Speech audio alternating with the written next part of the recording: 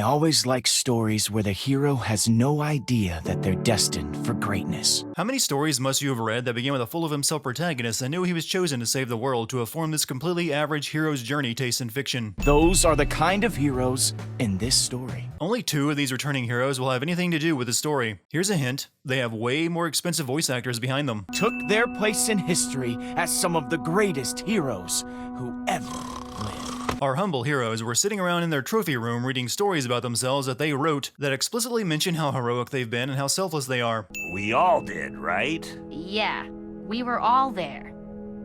For most of it, anyway. Get used to it. This game treats you no differently, and sidelines you until the final episode. Telltale didn't even bother getting Olivia's original voice actress to return. Radar is quite possibly one of the worst characters I have ever encountered. I spent hours trying to write a sin for him that was funny and explains why he is so bad, but the sheer amount of annoyance he represents defeated me. To be accurate, it would be a sin that consisted of me screaming in rage for 5 minutes. So here's 20 cents for him so we can move on to the more entertaining parts of this video.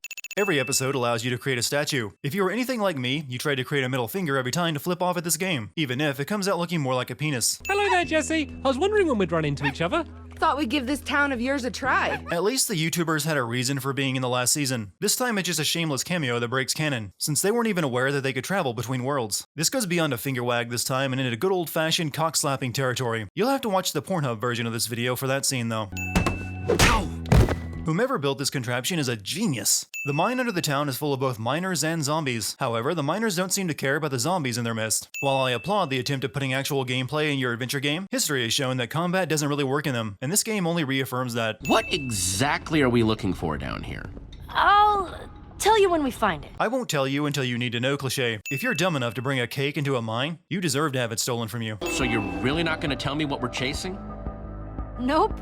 The mystery is what makes it fun. It's not a mystery to you though. You know exactly what you're looking for. Here I come, mystery monster. Considering that Petra was hired to find this llama, she should be a bit worried that Jesse is about to kill it since he doesn't know what it is and thinks it's a monster. So this Chamber of Evil was just right down the tunnel from the miners and they never discovered it, and this has been underneath Beacon Town this entire time. I just can't shake this feeling that maybe you were meant to find that gauntlet. Like, maybe it was your destiny or something. Finding a gauntlet in a cave seems like a pretty crap destiny to someone who has saved the world several times over. You can't just leave something like this exposed. We should cover it up. Don't bother warning the miners who are just at the tunnel that you opened a portal to hell in their mind. There is a much easier way of going straight up at your disposal. You placed blocks underneath you all the way into the sky last season. But please, continue free climbing with a llama that doesn't have hands. You know my sword? Gold one, with all the enchantments? I kinda got tricked by this person named Stella. Said she just wanted to put it on display for a little while. And now she won't give it back until I do dumb quests like this for her. That's called extortion. And giving Petra's character, I find it hard to believe that she would go along with the demands of someone she could have easily overpowered. She was ready to throw down with Ivor last season after he cheated her out of her pay. And now that I think about it, this season opened exactly like season 1, with Petra asking Jesse to help with a job that ultimately leads to the start of a new adventure. She runs a place called Champion City. Wait, like Champion City right over there? I had no idea their leader was like that. Champion City is within spitting distance of Beacon Town. How do you know nothing about it or the person in charge of it? I was very clear. I make trades for treasures. I think I'm all done here. Didn't she just do that though? She brought back your llama and you were supposed to return her sword. You really shouldn't come across this underhanded in the middle of a crowd of your own people who are also stuck here because they are indebted to you. Stella's treasure room is right there. But I've got a bad feeling about those bodyguards of hers. Could probably sneak in through the puppy kennel, but that's a lot of barking puppies. Wow. 2 bodyguards or a kennel full of puppies. I can really see why you were so reluctant to sneak past his top-notch security to retrieve your sword. The path to Stella's treasure room is seriously just a short walk through a puppy kennel. About Beacon Town, it's your home. You can't just leave it behind. It's never felt like my home, though. So you decided to move to an even bigger and more advanced city where you have no friends to go adventuring with. Can't say I'm following your logic. I'm just going to walk backwards into my treasure room while swinging around a magic sword. This is totally a thing people do, and not done just to set up a scene for someone to catch me being an awkward fangirl. First your prismarine gauntlet, then that prismarine pit spitting out creepers. We need to get to Jack's fast. Yeah, I hope this treasure hunter knows as much as you say he does. Jack lives in your town and is apparently a famous adventurer on the same level as the Order of the Stone. Yet Jesse has never heard of him, despite Jesse also being a huge nerd when it comes to famous adventurers. The warriors of the Whispering Mountain call me the Stab Walker. The Air Titans of the East call me he who slashes like thunder. It's hard to believe Telltale chose to recycle the story of a famous adventurer who is not all he's cracked up to be from Season 1, but that is exactly what Jack is. The only difference is that he isn't a complete fake. The world's a lot bigger than you think it is, Jesse. This map reveal shouldn't be that impressive to Jesse. After all, in Season 1 he traveled to the very limit of the world, the Farlands, a place so far away that the world started breaking down. Let me guess. The empty square is where we need to go. Yep. And it's missing because... I, kind of burned it. Destroying that one square on the map doesn't really hide the location of the Sea Temple. Anyone looking at this map could narrow down the search by looking in that region that's missing. So much of this game is just talking. I know that sounds like a really weird complaint about a Telltale game, but these characters constantly engage in pointless talk about doing something, followed by having to talk someone into doing the thing they are reluctant to do, then explaining in detail how to go about doing the thing, then preparing to go to the thing, then traveling to the thing while talking about it, then standing outside the thing and talking about it some more. Just get to the goddamn point, because I am begging for death already. Some people believe it's because this temple was made by the admin. You and I know what an admin is and how it relates to a Minecraft server, but why would they be using that term unless this is all taking place on a computer somewhere? How exactly are we going to breathe?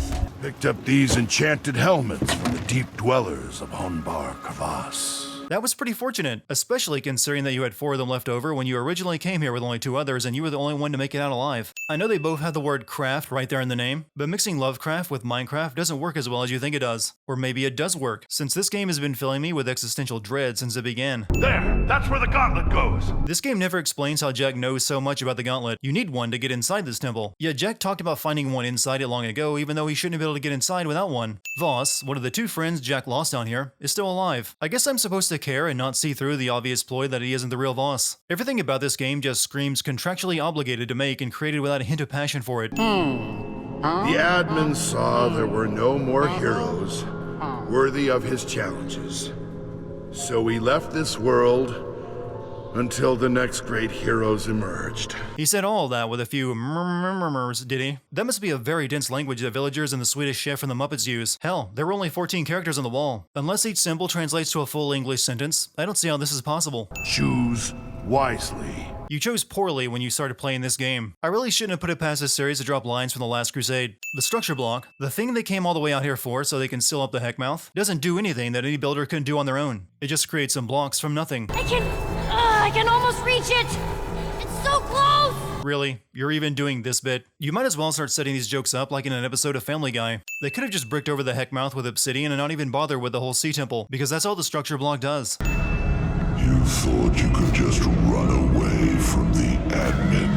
The admin engineered all this so Jesse would find the gauntlet and be led to him because he was intrigued by him. Let's break down why this plan is stupid and relied on plot convenience to function. For starters, the gauntlet was in a mine below the town, and Jesse would never have found it had Petra not been extorted into finding Stella's llama, which happened to get into the mine of all places. Then after finding the gauntlet and putting it on, Jesse would never have gone to the Sea Temple had Petra not brought up Jack as some expert on the subject, and Jack just so happened to have seen a gauntlet there in the past, which doesn't seem possible, and led them to the temple where they found Jack's supposedly dead friend who was actually the admin in disguise. Normally when a villain sets some plan in motion, you can see the strings he pulled once the curtain is lifted, but this plan might as well have relied on Jesse winning the monthly lottery. I understand the idea of aspiring to greatness, but set your sights a bit lower than Shadow of the Colossus. Can I be serious for a minute? Since Telltale had to make this world all by themselves because Minecraft is devoid of a plot of its own, this series is as close to an original IP as we are likely to get from them, and this is what it amounts to. A storyline about a troll admin, YouTuber cameos, characters with no substance or appeal, and recycled plot lines. The admin appears in this snowman avatar. However, I can't help but notice Voss standing around in the background, and as we will learn by the end of this episode, he's also the admin. Now, it wouldn't be too much of a stretch to imagine the admin has the power to create a copy of himself, but he's never seen doing that again after this, which leads me to believe this was overlooked or they hope no one would notice. Your town will be trapped in eternal snowy night,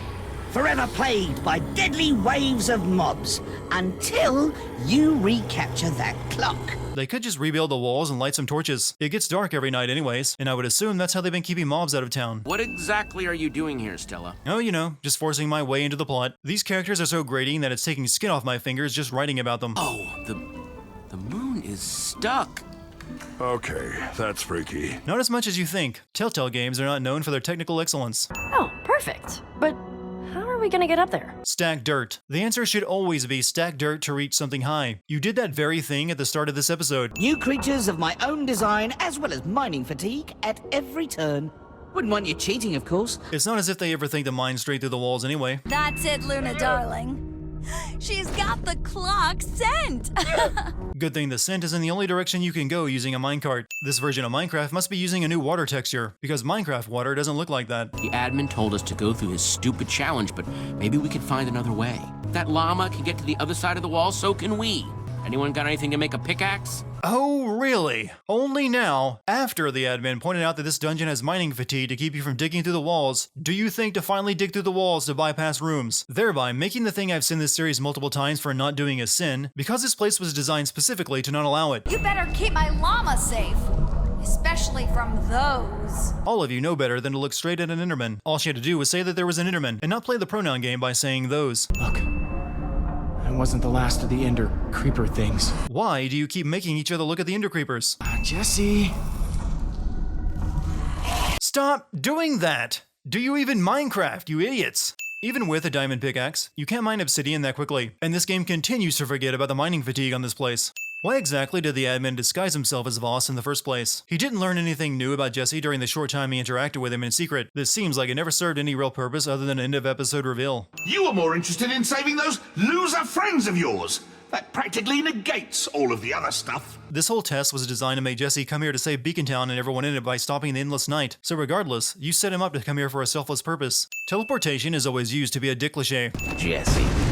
Well, the admin's prison is deep underground near the bedrock, but that doesn't stop there from being thunder and lightning. He gave them the gauntlet? That means they're the admin's favorite. The gauntlet doesn't do anything but unlock doors in the admin's dungeons built to test and annoy the one wearing it. I fail to see that as being a mark of the admin's favorite. Somehow Petra arrived here before Jesse and was already wearing prison garb, even though the admin sent Jesse first. I haven't kept count, but I think every episode in this series has used this opening title sequence of Jesse running from mobs. Nerm! Nerm stayed in Beacon Town instead of going to the ice dungeon, yet the admin sent him here as well. You could make the case that since Nerm was acquainted with Jesse that was reason enough, but then why not throw Axel, Lucas, and Olivia in here too? Work for me as an associate and help bring order to these poor, chaotic individuals. Jesse's first act was to try and escape, and he has multiple friends locked up here. Giving him any sort of authority is just asking him to use a to undermine you and escape. No one wants a sour rival. Be like me. I'm a shining example of success. I'd barely arrived and I'm already bossing you around. You gave up running a city of your own for working as a prison administrator deep underground. How can you not see that as being shafted? You just caught me putting a happy little finishing touches on my happy little painting here. Bob Ross always used to say, "We don't make mistakes, only happy accidents." I think this game is trying to prove him wrong. As the associate walked up to Brick, he noticed that the lowly prisoner was narrating all his actions. With Morgan Freeman, Bob Ross, and what can only be Hellboy, I'm starting to wonder if Minecraft is maybe a little jealous of LEGO and their license deals. Nothing will ever break Brick's spirit. He will narrate. Narration. Well, you're doing this whole associate thing, right? Maybe you can get the warden to, promote you. On your first day, right after trying to escape, stories often have to move at an unrealistic pace, but you can't have a prisoner being made into a guard and then promoted all on the same day. I think there's another room back there, but how do I get in? The same way you just dug through the outer layer and through the wall in the previous episode. Hell, you could dig your way out of this prison in that manner. Oxblood somehow smuggled a mushroom into prison with him. I'm oddly curious on how he hit a cow in his ass when he was sent here. Mind explaining what you're doing in my most private of spaces? He's a guard and you're an inmate, and he just found you with contraband. I think he's the one who gets to question you in this scenario. This creature cannot be allowed to undo the balance of the mushroom. But the inmates could still eat the cow, and considering how hungry these people are, I'm fairly certain that would happen. Shear it, would you, Jesse? But then it'll be... An ordinary cow, yes. What? No! Maybe Oxblood just really likes his mushroom, but it's not like shearing it kills it. It just turns it into an ordinary cow. Hey, what is this? Oh, the big guy, Oxblood, was down for a while and headbutted the wall. Not sure why. Which further illustrates my point why this prison is stupid, as someone can just headbutt their way through the walls. See those item frames?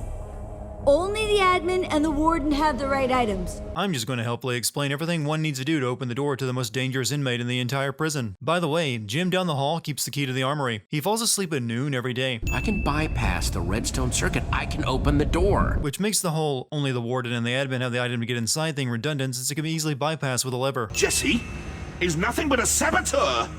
You were my greatest hope. You were moving up the ranks. Based on what? Him attempting to escape right after arriving? So what do I care? I'm leaving.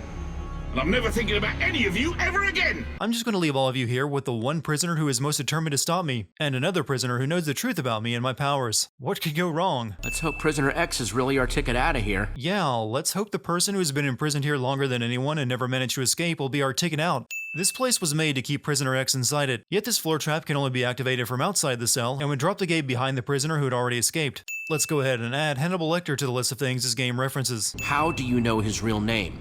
Oh, we're very old friends. I know his real name, and much, much more. Which tells me he should have just killed you instead of locking you in here. This whole room is rigged to explode if I step 1 foot out of it. Explode? Take a look around. If someone doesn't stand on at least one of these pressure plates on the floor, these sticky pistons will retract. Lava meets TNT, and then the whole place blows up before you can say kaboom! So how did you manage to escape earlier if someone has to be standing on one of these buttons? Oh, it's fine. One of your silly companions can stay behind. The rest of us can go. What a meaningless choice. Since both Nerm and the llama don't have any lines, don't do anything, and have 0 character, who cares which one you leave behind? How did you... My straitjacket? Oh, that was the easy part. If so, why were you still wearing it when Jesse arrived if you can take it off anytime you like? This high-security prison cell for a former admin has an exit right next to the Zara's cell. They must have been supremely confident in that explosive trap. Run for your lives! The guests have escaped their lounges! The warden's been fired! Thank you, screaming guards, for explaining the situation to us. Totally couldn't have figured that out on our own. Zara? There wasn't even a spider behind Jesse for you to be aiming at until Jesse moved out of the way, so you couldn't have been waiting for the shot. Wait! We can just build to the top of the wall And get to the other side that way! Yeah! These are supposedly some of the best heroes in the world, and teamed up with a former admin, but it takes them forever to think of a solution that anyone who's played Minecraft for more than 5 minutes would have already come to. Maybe you can argue that some mechanics of the actual game need to be ignored for the sake of creating a narrative, but to then have the characters make use of those building mechanics only after they run out of options defeats the purpose. I think that's its weak point. Well, you already ripped off Shadow of the Colossus earlier. Won't hurt to do that again, I suppose. Remember I told you he took my admin powers away? Well, down there lies the secret to taking Romeo's powers from him. Then why didn't Romeo kill you and make sure no one would ever learn his secrets or how to stop him? It's not as if he's opposed to doing that. Romeo killed Fred, the third admin after all. Track them down. Make sure they're behaving themselves. You could destroy Jesse with ease. Instead, you left him in the prison without a second thought, and now you hire a ninja to track Jesse down and kill him instead? They are even further underground now, beneath a layer of bedrock, yet there is thunder and lightning still happening. Is that? Why do you insist on pointing out the Enderman and ensuring your friends aggro it? You know what? We can sniff out an outsider when we sniff one. Is that so? Because I'm pretty certain Jesse and his friends are the first outsiders to ever venture down here since Romeo bedrocked over the old world. These people have been living down here ever since Romeo bedrocked over it, yet there was a tower that leads above the bedrock not far from this village. Despite that, they never found it and escaped on their own. And don't forget to sign up for our Faithful Friends of Fred trivia competition for a chance to win one night in Fred's house. For a village of people imprisoned in a hellish underworld, they sure have managed to keep things positive. We're looking for a weapon that belonged to Fred. It's supposed to be hidden in his home. Maybe we could take a look? Fred's house is sacred and locked. No one enters unless they win the contest. Instead of participating in a trivia contest about the dead admin Fred, in order to get inside and search his old home for the weapon he created, why not tell her that you have a way out of the underneath? And if she helps you, you will get her and her people out of here. This trivia event is done annually here, but Jesse and Kent are the only two who participate this time. Had Jesse not shown up, there wouldn't have been a competition at all, since it would have just been Kent answering questions. People who win the contest get to spend one night in Fred's old house. Yet none of them ever found this button in the closet that leads to a secret room below. This is Fred's journal. All of the important information is in the middle of the book cliché. Ivor? Yes, it is I, your friend Ivor. I'm a ninja now, Jesse! Ivor has turned into a dirty weeb. So Romeo hired Ivor, one of Jesse's friends, to kill him. I guess maybe there's a possibility he didn't know it was Ivor due to the ninja mask, but this is the admin. He should know everyone. The admin gave me this and told me he had reprogrammed it to find the fraud, aka you. But he didn't need to. He can teleport to Jesse whenever he wants. This is just a convenient bit of writing to put the amulet of the Order of the Stone in Jesse's hands, so they can use it to teleport out of the underneath using Zara's portal. If I don't get back to the prison soon and report in, the admin will know that something isn't right. How are you going to get up the tower and back to the prison? The Enderman destroyed it earlier. And if you do have a way back up that tower, why not tell Jesse so they can leave that way? Fred hid the key to the weapon he created to take Romeo's admin powers away behind a challenge room created by the very admin he hoped to stop. Strikes me as being a very poorly thought out hiding place. This is the key to defeating Romeo. All the important information is in the middle of the book cliché. I'm starting to believe that books in Minecraft are just 2 really thick pages. The Enderman is after me! I can buy you time! I've been doing my best to ignore Radar, but now comes the part of the game where they force him into an important position, so he gets to serve as bait so the others can escape the underneath. I can't help but wish we still had Zara around. I actually had to go back and check what happened to Zara because I thought she had come through the portal with everyone else. Turns out she stayed in the underneath fighting mobs. It's one of those blink and you'll miss it scenes. A character who was described as being key to defeating the admin was shoved off to the side without doing much of anything. What do you guys want to bet that's where the primary terminal is? What? Why would it be? You're just conveniently guessing things right. It's just so easy for something bad to happen to a town. Like Champion City, for example. And boom! I believe Romeo just killed thousands of people by blowing up Champion City. Can't wait to see him redeem himself in the end. I'm relieved that the Jesse out there isn't the real you, but nobody else knows that. Did the glowing red eyes, evil voice, and active genocide not tip you off that he might not be the original? I mean, I know you guys don't see Jesse often these days, but I like to think you could spot those signs. Well, that just makes perfect sense. Why wouldn't Nerm, who was left in a cell rigged to explode if he tried to leave it, be here in Beacon Town and remained hidden in the corner the entire time his best friend Jack conferred with friends in their old map shop? How did you get out of that prison? Because I broke them out! Why would you? You didn't even know about Nerm. And how did you break him out without putting someone else in his place? And those fireworks go off. I go airborne. Instead of this ridiculous plan to glide to the top of the tower using wings and fireworks, why don't you just, I don't know, stack blocks? Romeo's gonna be distracted by that crowd regardless, and there's plenty of blind spots created by his tower. You'll have to change. Jesse just stripped in front of all of them and looks quite pleased with himself for it. Guard doesn't recognize Jesse as being his boss because Jesse is wearing a hat. This works. I'm sure Romeo won't notice the waterfall you just created on top of his tower. Come out and play! Oh, you have got to be fucking kidding me. A Warriors reference? In this game? Lucas and the Ocelots were already in Romeo's tower before Jesse arrived. Jesse had to get here using wings and fireworks. So how did they get in? I would secretly love it if Lucas said he stacked blocks. The Ocelots came here to confront the admin Jesse. Yet that Jesse is in the town in front of an audience, which they would have known about, so they have no reason to enter the tower. Blimey! I had no idea being you was going to be this difficult. Preach, brother. I've had to play as him for 2 seasons now, and I know where that frustration comes from. We need to take his powers away. Find the terminal space. The roof! That's where the admin keeps his portal to the terminal thing. I just know that somehow, even though I've never been here. I have to assume Romeo comes here often since he keeps the portal to terminal space in his tower, yet he never discovered the weapon Fred stored here despite there being little else. I'm still wondering how Romeo took away Zara's admin powers without the gauntlet Fred made. Just leave me. My powers are the cause of all this in the first place. Murdering genocidal madman comes to his senses after just 1 ass kicking. Radar! But how? Zara helped, fixed, portal. Even if Zara fixed the portal out of the underneath after Jesse and the villagers escaped, the portal requires an item of personal value to send you somewhere. That's why Jesse needed the Order amulet. Zara had no item to send Radar back with, and even if she did, this world has been bricked over with bedrock. So Radar wouldn't have been able to reach the terminal zone portal, which was above the new bedrock layer, nor would he know to, since Jesse just found it and had no idea where the terminal was located. You don't think this is like the last time we'll all be together, do you? God, I hope so. Could you tell how mentally checked out I've been through this entire thing? You received a letter from someone named Aiden? Something about wanting to redeem himself? No idea what that means. And a rather cryptic note from someone with the initials WP that just said, "Look out!" Sequel baiting.